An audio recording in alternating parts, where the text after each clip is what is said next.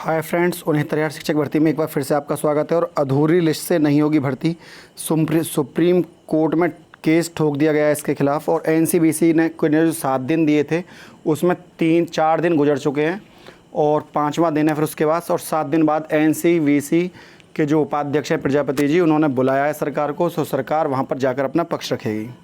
और BTC team ने भी जो है वहाँ पर पक्ष रख दिया है कि हमने जब बीएड को बाहर निकालने के लिए केस किया था, हालांकि इस केस में कोई जान नहीं है क्योंकि सरकार ने उसको तरीके से ही बीएड को शामिल किया, लेकिन फिर भी जब केस है तो उन्हें एक अधिकार बनता है कि वो सरकार से पूछें कि जब उसकी जो रचनात्मक कार्य है जब उसी के ऊपर वहाँ पर केस लगा हुआ है तो सरकार किस तरीके से और कौन से आधार पर सरकार जो है केस को आगे लेकर जा रही है। अब सबसे पहले बात करते हैं कि 69,000 शिक्षक भर्ती में पिछड़ा वर्ग आयोग ने बेसिक शिक्षा विभाग के अफसरों को जो तलब किया है वो 24 सितंबर को तलब किया है। तो 24 सितंबर आने वाली है और उसी दिन की सुनवाई बीटीसी केस की भी है। और आपको पता होना चाहिए कि कॉमन नंबर पर भी सुनवाई जल्दी होने वाली हो सकता है 24 या 25 में देखने के लिए मिल जाए। 69,000 सहायक अध्यापक शिक्षक भर्ती मामले में राष्ट्रीय अन्य पिछड़ा वर्ग आयोग ने बेसिक शिक्षा विभाग के अफसरों को तलब किया है। इस भर्ती में ओबीसी अभ्यर्थियों ने पिछड़ा वर्ग को नियम अनुसार आरक्षण का लाभ मिलने का आरोप लगाते हुए आयोग में याचिका दायर कर रखी है और इसके खिलाफ आपका जो है वहाँ पर केस लगा हुआ है। उधर आयोग ने विभाग की अपर मुख्य सचिव रेणुका कुमार और विशेष सचिव और परीक्षा नियामक प्राधिकारी सचिव को 24 सितंबर को दोपहर 2 बजे उपस्थित होने के निर्देश दिए हैं। आयोग के उपाध्यक्ष लोकेश प्रजापति जो हैं वो मामले की सुनवाई करेंगे। अब आपको पता है कि अन्य पिछड़ा वर्ग आयोग खुद को पावर है उसको किसी भी न्याय संगत बात के ऊपर चर्चा करने की, तो इनको चर्चा करने के लिए बुलाया गया वहाँ पर। और हो सकता है वो रोक अब भी ना हटे या सरकार हटाने में सरकार उसको ना हटवाए। ये मतलब कुल मिलाकर सरकार अपनी तरफ से चाहेगी नियुक्ति पत्र बांटना। सरकार चाहती है कि अभी इतने ही पदों पर, लेकिन कहीं ना कहीं छात्र मेरिट जो एक साथ बनती है उससे ओबीसी और एससी का जो अनुपात है वो बिगड़ जाता है और दोबारा से फिर प्रीफ्रेंस भरी जाती हैं, जिला आवंटन सूची दोबारा बनती है और जिससे काउंसलिंग प्रोसेस पूरा बिगड़ता है। तो कुछ अभ्यर्थियों को ये मन में शंका है कि कहीं ऐसा भी हो सकता है कि उनका नंबर ना आए। तो इन चीज़ों को लेकर भर्ती में यहाँ पर सीधे 69,000 शिक्षक भर्ती पर एक तरीके से प्रतिबंध लग गया है, रोक लग गई है। और उपाध्यक्ष ने 7 जुलाई को भर्ती पर रोक लगा दी थी। हालांकि सीएम योगी आदित्यनाथ ने सुप्रीम कोर्ट के आदेश के तहत शनिवार को 69,000 शिक्षकों में से शिक्षा मित्रों के पदों को छोड़कर अब शिक्षा मित्रों ने भी केस ठोक दिया। शिक्षा मित्रों ने इसलिए केस ठोका है कि हमें यहाँ से बाहर क्यों निकाला जा रहा है। मतलब ये है कि शिक्षा मित्रों को ही छोड़कर ये शब्द क्यों इस्तेमाल किया गया, क्या शिक्षा मित्र भर्ती प्रक्रिया का हिस्सा नहीं है? तो उन्होंने भी केस लगा दिया। कुल मिलाकर सरकार के एक ही विवाद से, सरकार की एक ही लाइन से कि हम आधों को नियुक्ति पत्र दे रहे हैं, इसी बात से अन्य केसों के जन्म हो गए हैं। और फिर बाद में सरकार ये कहने लगती है कि अभ्यर्थी कोर्ट जाते हैं तो हम क्या करें। अब बात इसलिए भर्ती में देरी होती है।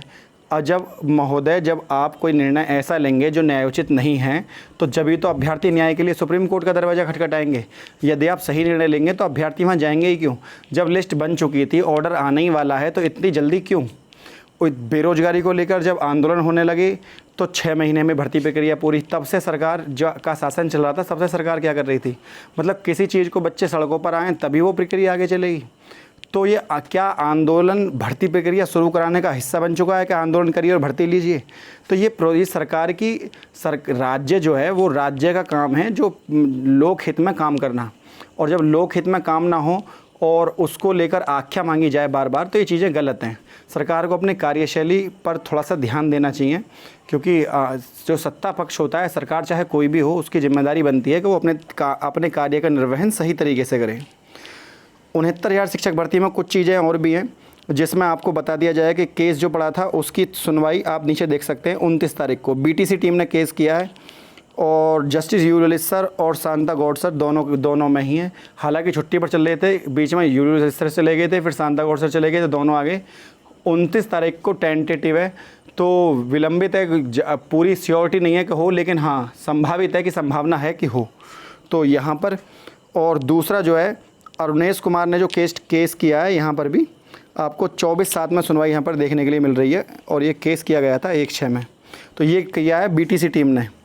और ये शिक्षा मित्रों की तरफ से। तो अलग अलग केसों पर सुनवाई देखने के लिए मिलेगी, लेकिन सारी बात यह है कि यहाँ पर जो केस किए जा रहे हैं वो सरकार की वजह से किए जा रहे हैं। सरकार ना 31,661 की सूची बनाने कहती है। अब अभ्यर्थी आपस में सोचते हैं कि हमारी रैंक कहाँ तक होगी और कहाँ तक चयन सूची बनेगी। और सीधी सी बात है, जब शिक्षा मित्रों को भारांक मिला है तो ऊपर की लिस्ट में तो वही होंगे, तो बीटीसी का भी अहित होगा और बीएड का भी अहित होगा।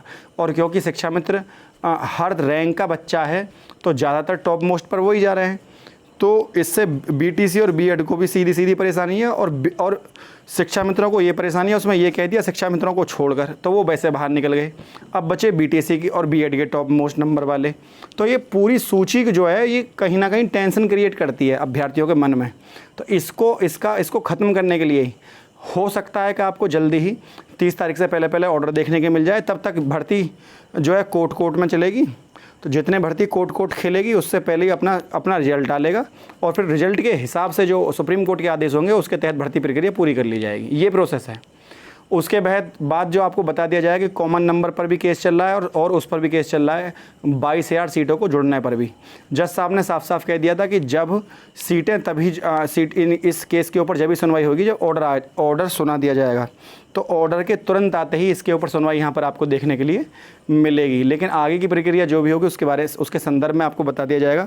फ़िलहाल जो स्थिति है वो सही नहीं है और वो स्थिति ये कह रही है कि जो सरकार है वो इस समय शांत लगा जाए और ऑर्डर को आने दे, क्योंकि सरकार ने अगर लिस्ट लगा दी तो और प्रॉब्लम क्रिएट हो जाएंगी। और सरकार भर्ती प्रक्रिया को पूरी तरीके से यहाँ पर अपने संज्ञान में ले चुकी है और सरकार उसके ऊपर ऑर्डर पारित करे जा रही है। तो ये भी अपने आप में एक प्रॉब्लम क्रिएट करती है, जिससे ये प्रॉब्लम होती है कि यदि आपने लिस्ट बनाई तो क्या वो लिस्ट किस अनुपात में होगी, उसमें ओबीसी, एससी और एसटी का अनुपात क्या होगा। तो यहाँ पर मतलब प्रॉब्लम क्रिएट होनी तय है। अभी पहले एससी को लेकर लिस्ट बनेगी, फिर उसके बाद जो लिस्ट बनेगी वो बनेगी ओबीसी को लेकर, और फिर जो लिस्ट बनेगी वो बनेगी एससी को लेकर, फिर एसटी को लेकर। एसटी की सीटें खाली रह गई।